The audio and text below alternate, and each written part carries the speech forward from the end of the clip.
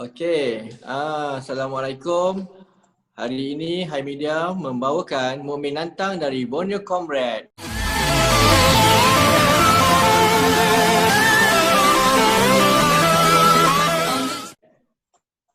Dihostkan oleh saya Hairi dan Ida Mazlan dan kucingnya. Okey, Mukmin Nantang. Selesa dipanggil Mukmin ke? Ya. Okey. Pertama sekali boleh tak Mukmin kenalkan diri untuk orang-orang yang belum mengenali Mukmin ni? Latar belakang Mukmin Nantang. Okey, bismillahirrahmanirrahim. Assalamualaikum warahmatullahi wabarakatuh. Salam sejahtera semuanya. Saya Mukmin Nantang. Saya berasal daripada Tawau, Sabah. Saya merupakan graduan seni di Universiti Malaysia Sabah lah. Sekarang ni saya merupakan koordinator satu organisasi Borneo Comrade dan menjadi guru di salah sebuah sekolah alternatif di Semporna, Sabah. Ya, sekadar itu. Sekarang ni maksudnya lepasan graduan lah Universiti Malaysia Sabah. Ya, saya graduan 2017. Sebenarnya saya awal tahun ini saya sedang melanjutkan pelajaran di peringkat sarjana, master dalam bidang teater dalam pendidikan. Faham. Okey, Borneo Comrade. Ya. Sebenarnya saya dapat pendedahan pada Borneo Comrade ni bila PRU Sabah tengah hangat. So masa tu dekat Twitter ada gerakan macam Sabah Bangkit. Masa tu saya dapat tahu ada Borneo Comrade ni. Adakah Sabah Bangkit tu dibawakan oleh Borneo Comrade? Oh, tidak. Tidak. Tidak ada kaitan dengan Borneo Comrade. Tak ada Ya. Okey, boleh terangkan Borneo Comrade ni apa? Okey, terima kasih Hairi. Borneo Comrade ni merupakan sebuah organisasi yang bermula daripada gerakan mahasiswa Universiti Malaysia Sabah dan khususnya anak-anak Sabah lah ketika itu. Jadi kita bermula daripada sebuah gerakan klub di dalam Universiti Malaysia Sabah. Ketika itu saya masih lagi mahasiswa sekitar tahun 2015. Nama klub tu Klub Sastra Mahasiswa Karma dan Suara Mahasiswa Universiti Malaysia Sabah.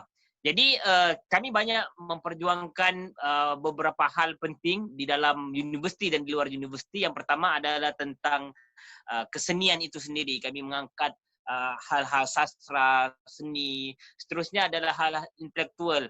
Kami membuat wacana-wacana, kritik-kritik tentang politik, isu-isu semasa, isu-isu falsafah, isu-isu perbukuan. Yang ketiga, apa yang kami buat adalah tentang kebajikan mahasiswa. Kami memperjuangkan apakah kebajikan-kebajikan mahasiswa yang diabaikan di dalam universiti. Dan yang keempat adalah tentang kemasyarakatan. Macam mana mahasiswa itu berperanan penting untuk masyarakat di luar sana. Jadi Borneo Comrade ni ditubuhkan selepas idea kita untuk membuat satu gerakan lain di luar sana. Maksudnya kita lihat aktivis-aktivis ataupun orang-orang yang pemimpin-pemimpin universiti lah terutamanya di persatuan-persatuan universiti, kebanyakan mereka ini menjadi proksi-proksi parti politik ketika itu. Ataupun mereka ada bayangan bahawa selepas ini kalau saya mau terus untuk berjuang, saya kena masuk parti politik, memilih antara mana-manalah parti politik. Tetapi di Borneo Comrade ketika itu mahasiswa Suara Mahasiswa dengan Karma ketika itu di dalam kelompok organisasi kami percaya bahawa tidak semua kita harus masuk parti politik. Sepatutnya kita menyediakan medium lain untuk berjuang. Jadi medium lainnya yang lebih telus, yang lebih jujur untuk masyarakat, bercerita tentang keadilan. Jadi kami membina satu brand Borneo Comrade di luar.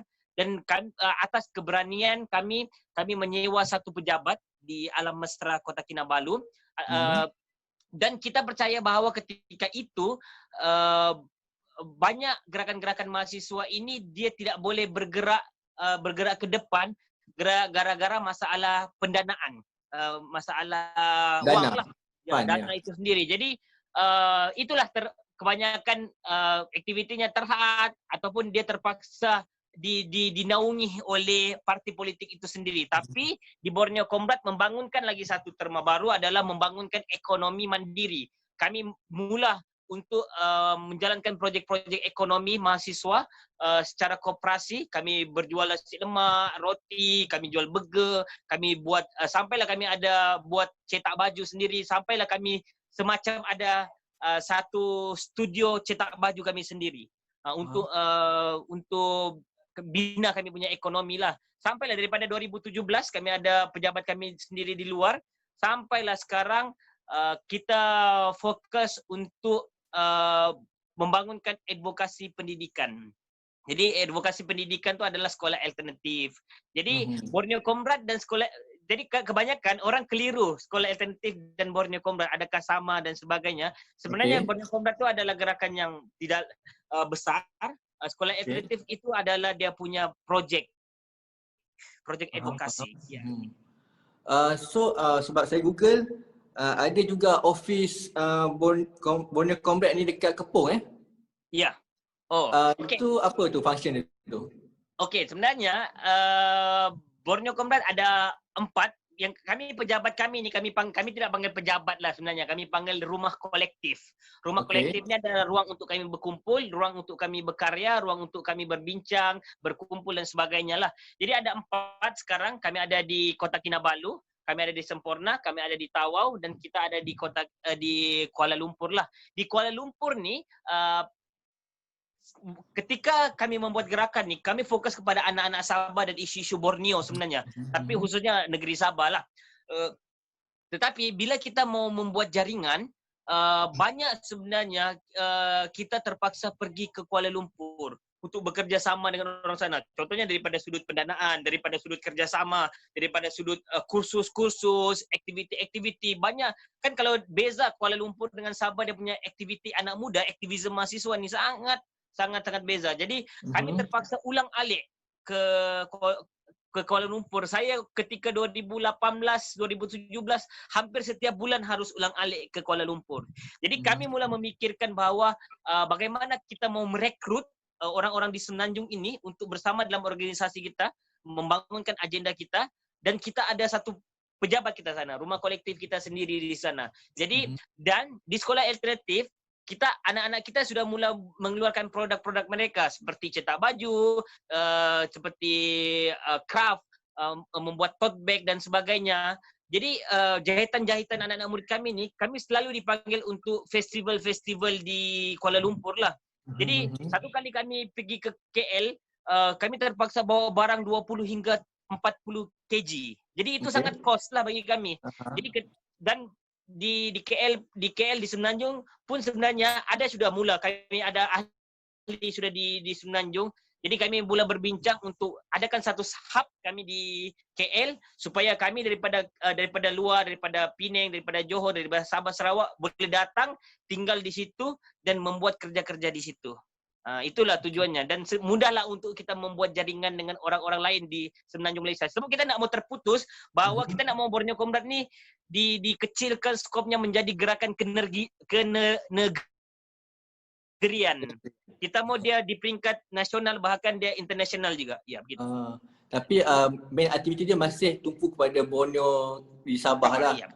Cuma di KL tu kita kumpulkan orang-orang yang sama passion untuk tolong orang-orang di Sabah. Begitu. Okey, salah satu yang saya tertarik dengan Borneo Comrade ni adalah dia punya gerakan menubuhkan sekolah alternatif. Ya. So sekolah alternatif ni saya ada buat research sikit. Dia menolong orang kanak-kanak yang undocumented, kanak-kanak yang tercicir daripada pelajaran. So sekolah alternatif ni macam mana perjalanan dia? Apa silibus dia? Okey. Borneo Comrade setelah kami bergerak daripada tahun 2015, kita tadi agendanya kan mau buat perubahan masyarakat. Jadi kami mula berfikir metodologi ataupun cara yang terbaik untuk kita memahami komuniti ini sendiri sebenarnya.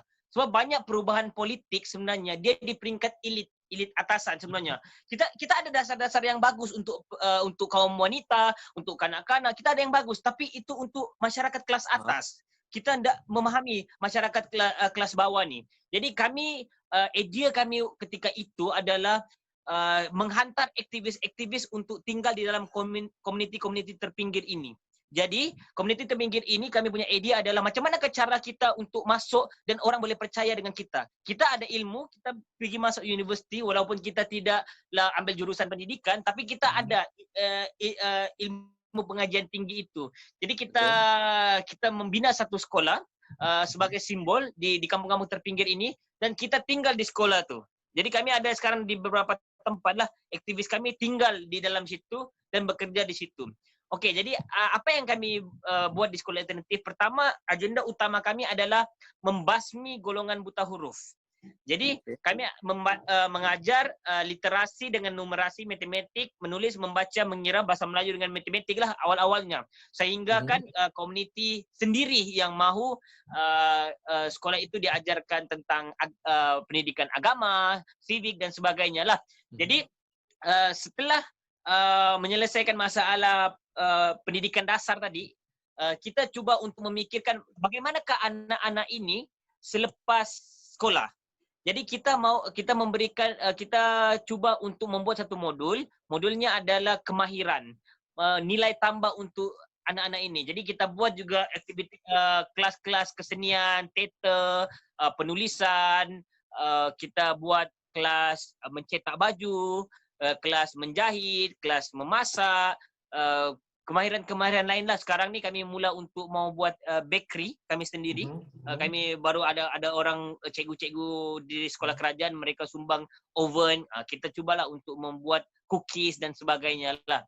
Jadi itulah akhirnya kita di sekolah alternatif ni mau memikirkan anak-anak tanpa dokumen ni bila dia lepas sekolah ataupun dia tidak sekolah, dia akan pergi ke pasar ataupun pergi ke kedai-kedai untuk angkat barang, cuci piring di restoran dan sebagainya. Kita mau memberikan nilai tambah kepada mereka supaya mereka boleh demand gaji dorang. Bayangkan anak-anak tanpa dokumen ini dibayar sebulan 150 hingga 400 ringgit sahaja. Mereka bekerja sekitar 10 hingga 12 jam.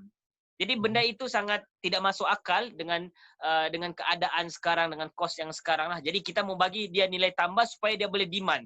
Dia pergi ke restoran itu, kalau dia sekadar boleh cuci piring, dia tidak boleh demand. Tapi kalau dia boleh pandai memasak, dia boleh demand dia punya diri. Ya, begitulah kita punya secara luasnya.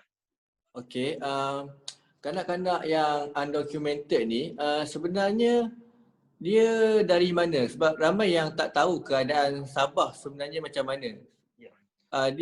Kenapa dia undocumented? Adakah dia pelarian ke ataupun dia memang kaum di situ tapi terlepas pandang kerajaan kita? Okey, untuk bercakap tentang masalah undocumented ini, isunya agak kompleks. Tapi kita cuba untuk berbincang daripada sudut sejarah lah. Saya dan Borneo Comrade mempercayai bahawa anak-anak ini adalah anak-anak Malaysia. Karena apa? Sebelum penubuhan negara Malaysia, Persekutuan Malaysia 1963, etnik-etnik Suluk, Baja, Bugis, etnik-etnik di persempadan ini, mereka sememangnya wujud di sini. Mereka lebih awal daripada negara Malaysia itu sendiri. Jadi dia terpecah-pecah ketika kita membuat persempadan negara. Oh, ada Malaysia, ada Filipina, ada Indonesia dan sebagainya. Jadi ini tidak adil untuk komuniti ini. Jadi ada kakak mereka yang sudah membangunkan ekonomi di satu tempat tu terpisah-pisah. Oh, saya sekarang Filipina, mereka Malaysia, dia Indonesia dan sebagainya. Jadi itu dasarnya awal-awal. Etnik ini lebih awal daripada negara itu sendiri. Jadi sepatutnya mereka diraih kerana mereka berada dalam persempadan ini lebih awal, ratusan bahkan ribuan tahun yang lalu. Kedua, masalah utamanya adalah tentang orang-orang yang berada di dalam tinggal di atas laut. Mereka ini memang awal, kita kena percaya bahawa ada orang yang masih tinggal di atas perahu, mereka tidak ada pendidikan kenegaraan, mereka tidak tahu betapa pentingnya untuk mendaftarkan diri sebab idea untuk membangunkan negara bangsa ini di kota-kota. Jadi orang-orang yang di pedalaman, di pulau ini tidak faham hal itu, kenapa pentingnya itu. Jadi akhirnya mereka tidak berdokumentasi. melahirkan anak tidak berorganisasi sampailah generasi 2, 3, 4. Sekarang generasi kelima. Seterusnya adalah isu tentang pelarian. Kalau kita tengok daripada sudut sejarah tahun 1970-an, ada pelarian daripada Filipina masuk ke negara Malaysia dan diterima oleh Ketua Menteri ketika itu Tun Mustafa dan diberikan skim-skim penempatan pelarian di Tawau, Sandakan, Sempurna, di Kota Kinabalu, di Kuda dan ada beberapa tempat lagi lah di Labuan. Masalahnya adalah pelarian ini dahulunya diberikan sebuah kad IMM 13, kad pelarian lah dikiranya. Tapi sampai sekarang kerajaan tidak menguruskan hal-hal ini. Sama ada dia mau hantar pulang, sama ada mereka boleh mendapat status taraf ataupun apa anak-anak mereka ni apa proses-proses seterusnya. Kita tak tahu, hanya dibiarkan saja dan mereka pun takut untuk keluar, takut untuk pergi ke hospital, melahir di hospital dengan kos yang tinggi, dengan keadaan keselamatan mereka. Jadi mereka melahirkan anak menggunakan bidan-bidan kampung. Jadi bidan-bidan kampung ni murah dan tapi mereka tidak dapatlah surat lahir itu sendiri. Selain daripada isu-isu kahwin campur, orang Malaysia kahwin dengan orang pekerja asing yang legal ataupun tidak legal, mereka ini tidak tahu prosedur untuk macam mana ke surat nikah. Kebanyakan mereka kahwin kampung dan sebagainya. Ini menyebabkan anak mereka tidak mendapat taraf, tidak mendapat sijil kelahiran dan banyak benda lagi lah. Tapi yang paling penting adalah daripada isu Jabatan Pendaftaran Negara sendiri. Komuniti ini banyak cuba untuk mendaftarkan diri mereka. Tetapi kita tidak mempunyai satu sistem yang bagus di Jabatan Pendaftaran Negara. Okey, contohnya mereka pergi, apakah step seterusnya. Kebanyakan mereka ini ketika pergi, mereka disuruh datang semula. Oh, nanti dipanggil dan sebagainya. Jadi mereka tunggu tidak ada. Dan kebanyakan juga mereka ditipu oleh pegawai-pegawai Jabatan Pendaftaran Negara. Mereka untuk buat ini kena bayar dulu 500, kena bayar 1000. Ada orang yang mengakui bahawa dia sudah bayar sampai RM5,000. Dia punya dokumen, apa-apa bentuk dokumen, bukan semestinya warga negara, apa-apa dokumen dia tidak dapat. Jadi itulah betapa kompleksnya isu ini sehingga kan generasi hingga generasi anak-anak ini tidak berdokumen, tidak bernegara. Malaysia tidak mengakui mereka, Filipina juga tidak mengakui mereka. So perkara ni dah berlarutan sejak pembentukan negara Malaysia, Persekutuan Malaysia lah. Betul. Okey. Saya percaya Ida ada soalan berkenaan undocumented tu. Ida. Okey. Okey. Nak teruskan dengan soalan ke atau ada lagi? Boleh teruskan yang pasal borang tu. Oh, okey. So interesting yang Ida, saya Ida, hai. Dari kolektif Sarata. Saya tahu pasal Borneo Comrade dari KL Zinfest. Sebab korang pernah buka booth kat Kuala Lumpur Zinfest. Kalau Hairi ingat lah, tak sure. Tapi rasanya masa tu bukan Hairi yang datang, ada 2 orang cikgu korang kot yang datang. Volunteer korang. Lepas tu tahu pasal sekolah alternatif pun daripada organizer KL Zinfest juga. Siapa ni? Ya Allah, lupa dah nama. Zaki.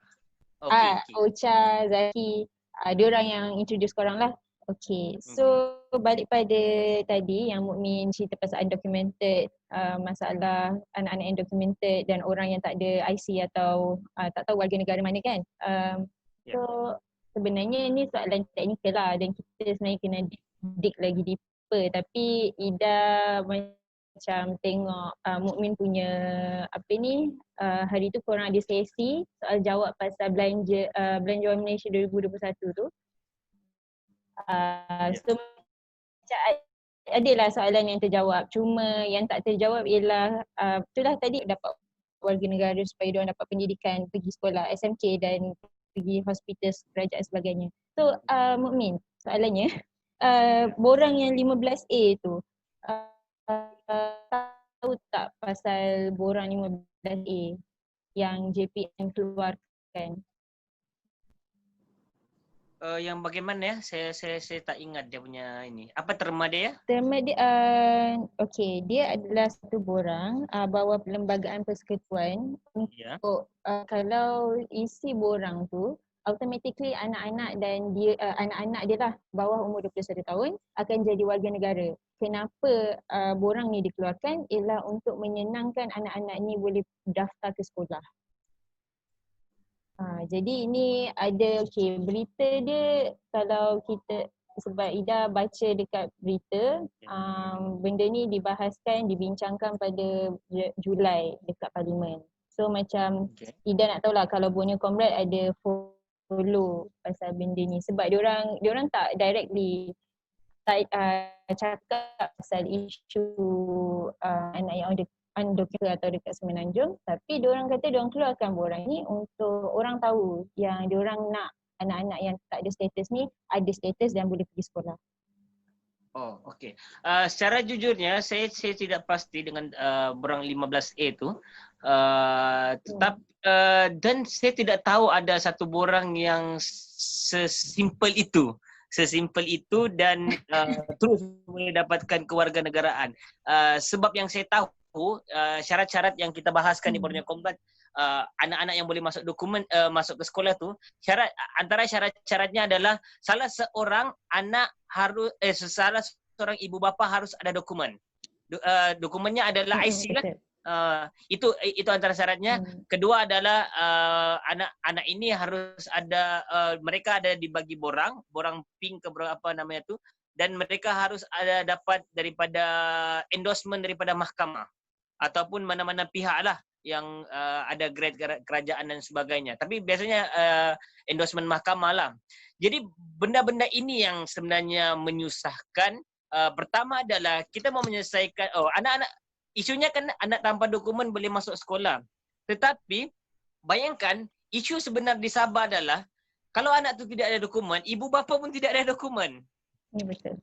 Jadi dia tidak menyelesaikan apa-apa. Kedua adalah orang-orang komuniti ini mereka tidak tahu cara untuk mengurus, pergi ke mahkamah, berapa harus dibayar, siapakah harus dijumpa dan sebagainya. Mereka sangat-sangat tidak tahu. Ketiga adalah sebenarnya adakah kerajaan betul-betul telus untuk memberi mereka masuk sedangkan kita mempunyai masalah. Pertama, sekolah daif. Kedua adalah sekolah tidak mencukupi. Okey, isu yang seterusnya adalah bayangkan kenapa saya percaya benda ini adalah sekadar propaganda politik kerajaan lalu, sebab anak-anak tanpa dokumen, orang-orang yang ada masalah dokumen ni, sebelum-sebelum ni memang boleh masuk sekolah pun. Syarat-syarat yang diberikan oleh kerajaan sebelum ini tidak ada beza pun dengan kerajaan yang sebelum-sebelum ini. Anak-anak macam saya di Sabah, memang ada kawan-kawan saya ada masalah dokumen yang mereka boleh ambil UPSR, boleh ambil PMR, boleh ambil SPM. Tapi mereka tidak boleh sambung universiti. Sememangnya ada. Ini bukan perkara baru yang dimulakan oleh kerajaan Pakatan Harapan lah. Jadi bagi saya sebenarnya sepatutnya dibahaskan adalah apakah benda yang harus ditambah baik daripada kerajaan sebelum ni. Tetapi kerajaan yang Pakatan cuma mengumumkan benda-benda yang sememangnya ada. Jadi benda itulah yang tidak terselesaikan sehingga sekarang. Ya. Jadi nampak macam kerajaan tak seserius mana untuk nak tangani masalah dekat pendidikan untuk orang undocumented ni, sebab benda ni dah berlarutan panjang. And dekat parlimen pun jarang dibahaskan. So sekarang ni dia macam kerajaan tak agresif mana untuk tangani benda tu dekat Sabah?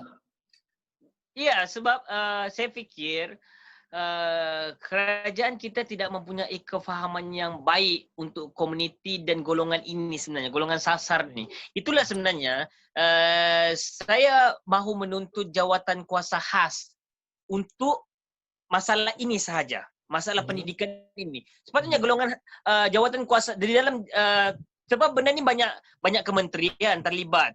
Pertama, Kementerian Pendidikan, Kementerian Kanak-kanak, Kementerian Dalam Negeri, Ada beberapa kementerian keselamatan pun juga terlibat sebenarnya. Jadi ada banyak kementerian, sepatutnya ada jawatan kuasa khas, dan kalau kita mau fokus kepada pendidikan dahulu, sebab ada banyak hak nih yang terabaikan, daripada segi perlindungan, daripada kesihatan, ada banyak hak. Tapi kalau kita mau selesaikan daripada pendidikan dahulu, kita perlu ada jawatan kuasa khas yang melibatkan agensi-agensi kerajaan, pihak-pihak NGO, pihak-pihak advocate yang berada di dalam situ. Jadi kita boleh merangka apakah bayangan kita jangka masa panjang. Maksudnya kerajaan, dia cuma berpropaganda. Oh, boleh sudah masuk. Secepat itu. Kita tidak tahu data mana yang mereka guna, maklumat mana yang mereka guna, kita tidak tahu. Mereka terus umumkan saja. Sedangkan perkara ini sangat-sangat tidak mudah. Patutnya kita kena ada perancangan yang rapi. Apakah bayangan kita di tahun pertama, tahun kelima, tahun 10 tahun, 20 tahun, 30 tahun. So saya percaya benda ni tidak boleh selesai hanya dengan pengumuman. Dia harus selesai jangka masa panjang. 10 tahun kita mampu buat macam mana? Adakah kita projek kita adalah kita endorse sahaja sekolah-sekolah yang dibuat oleh kerajaan, oleh NGO, dipantau oleh kerajaan, tapi kerajaan tidak mampu untuk bagi dana. Okey, tak ada masalah. Tetapi endorsement, legalisasi kita mahu. Tapi itu pun tidak mampu dibuat oleh kerajaan. Sebab kita pergi ke Jabatan Pendidikan Negeri, kita cuba mendaftarkan sekolah kita. Tetapi tidak ada satu sekolah ataupun bangunan boleh dibuka di dalam komuniti untuk pendidikan. Tidak ada sebenarnya. Jadi itu masalahnya. Jadi kita tuntut itu supaya terma itu dibuka. Supaya kita boleh masuk. Kita faham tentang kerajaan akan beralasan kita tidak ada duit, kita tidak ada kapasiti dan sebagainya. Tapi ada pihak lain dan pihak-pihak internasional pun sudi untuk bantu. Tapi kerajaan tidak mau bentuk satu jawatan kuasa khas untuk kita merangka. Baru-baru ni dan sebelum-sebelum ni lah, kerajaan biasanya akan ada isu. Oh, di Sabah akan ada isu penduduk tempatan tidak bersetuju. Terutamanya orang-orang Bumi Putra lah. Orang-orang yang dipanggil orang-orang asal ini sendiri. Jadi bagi saya ini cuma sentimen politik. Kalaulah mereka tidak bersetuju, kita kena ambil data daripada mereka. Maksudnya kita kena memberi advocate juga kepada mereka. Okey, macam mana benda ini berlangsung dan sebagainya. Jadi perlu ada wacana-wacana, perlu ada advokasi, perlu ada perancangan program yang panjang lah. Tapi ini tidak dibuat. Jadi saya fikir kita di aktivis di lapangan, kita bukan mau perubahan yang cepat, tapi kita mau komitmen daripada kerajaan. Bagaimanakah dia menggambarkan perubahan ini? Okey. Itu dari kerajaan persekutuan lah. So bagaimana dengan kerajaan negeri sendiri? Adakah dia orang ambil peduli pasal orang-orang undocumented ni, pasal orang-orang yang tercicir pelajaran ni? Adakah ada macam inisiatif dari kerajaan negeri sendiri? Okay. Masalah kerajaan, kedua-dua kerajaan negeri dan persekutuan, dua-dua saling lepas tangan dan saling tunding menunding. Ketika kita, sama juga dengan forum saya dengan timbalan menteri baru-baru ini, mereka menunding tangan terhadap kerajaan negeri. Oh, kerajaan negeri yang tidak bersetuju. Tapi bila kita tanya kerajaan negeri akan cakap, kuasa pendidikan adalah kuasa persekutuan. Sebab negeri tidak ada kuasa terhadap pendidikan. Jadi begitulah bagi saya, kedua kerajaan tidak ada keseriusan kerana orang-orang ini tidak mempunyai political mileage. Mereka tidak ada kepentingan politik untuk menambahkan undi. Jadi itu yang disusahkan kepada mereka. Jadi benda ini berlarutan lah sebenarnya. Jadi secara jujurnya saya boleh katakan tidak ada keseriusan daripada kedua-dua kerajaan. Okey. Ida?